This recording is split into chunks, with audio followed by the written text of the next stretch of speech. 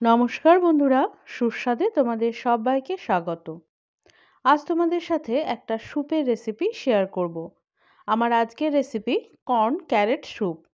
শীতের এই সন্ধ্যাতে আমরা ছোট থেকে বড় প্রায় প্রত্যেকেই এক বাটি গরম গরম স্যুপ খেতে ভীষণ ভালোবাসি। তবে আজকের এই স্যুপটা আমি সম্পূর্ণ নিরামিষভাবে তৈরি করেছি। তাহলে চলো রেসিপিটা শুরু করে দিই। তো স্যুপটা বানানোর জন্য প্রথমেই একটা কড়ার মধ্যে বেশ কিছুটা আমি জল নিয়ে নিয়েছি। এখন এর মধ্যে আমি কয়েকটা গোটা টমেটো দিয়ে দেব। টমেটোর এই মাথার কাছটা আমি ভালো করে ছাড়িয়ে নিয়েছি। এখন সমস্ত টমেটোগুলো এই জলের মধ্যে দিয়ে দিলাম। এবার এর মধ্যে দিয়ে দেব গাজর। গাজরগুলো খোসাটা ছাড়িয়ে এরকম পাতলা স্লাইস করে কেটে নিয়েছি। এতে করে গাজরগুলোও কিন্তু টমেটোর সাথে ভালোভাবে সেদ্ধ হয়ে যাবে। এখন এর মধ্যে দিয়ে দিচ্ছি ধনেপাতার যে ডাঁটিটা হয় সেই ডাঁটিটা এর মধ্যে দিয়ে দিলাম। পাতাগুলো আলাদা করে নিয়ে শুধু ডাঁটিটাই এখানে ব্যবহার করেছি। এখন এটাকে ঢাকা দিয়ে আমি 10 থেকে 15 মিনিট মতো মাঝারি আঁচে ফুটতে দেব। 10-15 মিনিট ফুটে যাওয়ার পর সমস্তটা একবার ভালো করে নাড়াচাড়া করে নিলাম। এখন একটা ছুরির সাহায্যে এই গাজরগুলো একটু কেটে দেখে নেব যে এগুলো ভালো মতো সেদ্ধ হয়েছে কিনা। গাজরগুলো দেখো এখানে আমার ভালো মতো সেদ্ধ হয়ে গেছে। এখন গ্যাসের ফ্লেমটাকে বন্ধ করে দিয়ে সমস্তটা প্রথমে একটা ছান্তার সাহায্যে ভালো করে ছেঁকে নেব। তারপরে এই সমস্তটা আবারও একটা স্ট্রেনারের মধ্যে রেখে দিতে হবে। এতে করে সমস্ত জলটা খুব ভালো করে ঝরে যাবে। সমস্ত সবজিটা ছাঁকা হয়ে গেলে এখন এটাকে আমি ঠান্ডা করতে দেব। এখন দেখো বন্ধুরা, সবজিটা আমার ঠান্ডা হয়ে গেছে। এবার এখান থেকে টমেটোগুলো নিয়ে টমেটোর খোসাগুলো ভালো করে ছাড়িয়ে নেব। বন্ধুরা, আমার এই স্যুপটা সম্পূর্ণ নিরামিষভাবে তৈরি হলেও এটা খেতে কিন্তু ভীষণ সুস্বাদু হয়। তোমরা একবার বাড়িতে অবশ্যই ট্রাই করে এটা খেয়ে দেখো যে এটা কতটা সুস্বাদু হয় খেতে। তো দেখো এখন আমার সমস্ত টমেটোর খোসাগুলো ছাড়ানো হয়ে গেছে। এখন এই সবজিগুলো আমি একটা মিক্সির বাটির মধ্যে নিয়ে নিলাম। আমি এখানে দুভাগে ভাগ করে সবজিটা বেটে নিচ্ছি। তো এটার একটা মিহি পেস্ট বানিয়ে নিতে হবে যাতে এর মধ্যে কোনো দানাভাব না থাকে। এখন এই সবজির পেস্টটা আমি একটা বাটির মধ্যে ঢেলে নিলাম। তো সমস্ত পেস্টটাই একটা বাটির মধ্যে ঢেলে নিয়েছি। এখন একটা কড়ার মধ্যে কিছুটা পরিমাণ সাদা তেল গরম করে নিয়েছি। এবার এর মধ্যে দিয়ে দিচ্ছি আদা কুচি।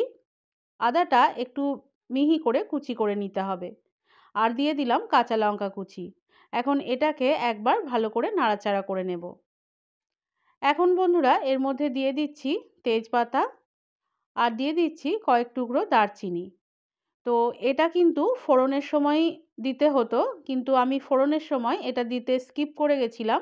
তাই এই পর্যায়ে আদা আর কাঁচা লঙ্কাটা একটু সরিয়ে রেখে এই ফোড়নটা এর মধ্যে দিয়ে দিলাম। এখন এই সমস্তটা 1 মিনিট মতো নাড়াচাড়া করে নিলাম। এখন এর মধ্যে দিয়ে দিলাম সুইট কর্ন।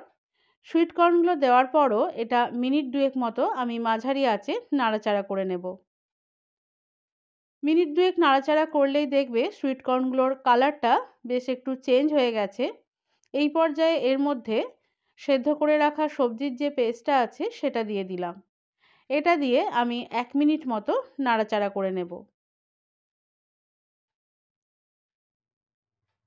সমস্তটা ভালো করে নাড়াচাড়া করা হয়ে গেলে তারপর যখন দেখব এটা একটু ফুটে এসেছে, এই পর্যায়ে সবজি সেদ্ধর যে জলটা আছে সেটা এর মধ্যে দিয়ে দিলাম।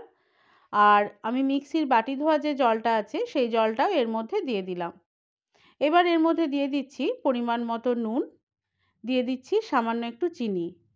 এই দুটো উপকরণ দেওয়ার পর এই সমস্ত স্যুপটা ভালো করে নাড়াচাড়া করে নেব। সমস্তটা ভালো করে মিশিয়ে নেওয়ার পর এটাকে আমি হাই ফ্লেমে মিনিট 2 মতো ফুটিয়ে নেব। মিনিট 2 ফুটে যাওয়ার পর এখন গ্যাসের ফ্লেমটাকে আমি একদম লোয়ে করে দিয়েছি। তারপর এর মধ্যে দিয়ে দিচ্ছি ধনেপাতা। এখন এর মধ্যে দিয়ে দিলাম গোলমরিচের গুঁড়ো, দিয়ে দিচ্ছি মাখন।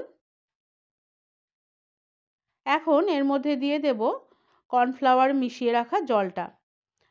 মোটামুটি 1 চামচ মতো কর্নফ্লাওয়ার আমি হাফ কাপ মতো জলে গুলে রেখেছিলাম। এখন এই সমস্তটা ভালো করে মিশিয়ে নেব।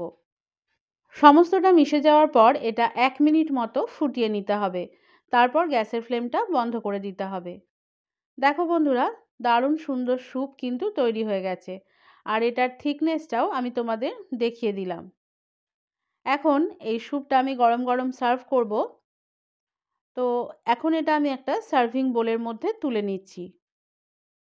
তাহলে দেখতে পেলে বন্ধুরা কত সহজে তোমরা ঘরোয়া সামান্য কয়েকটা উপকরণ দিয়েই তৈরি করে নিতে পারবে কর্ন ক্যারেট স্যুপের এই রেসিপিটা।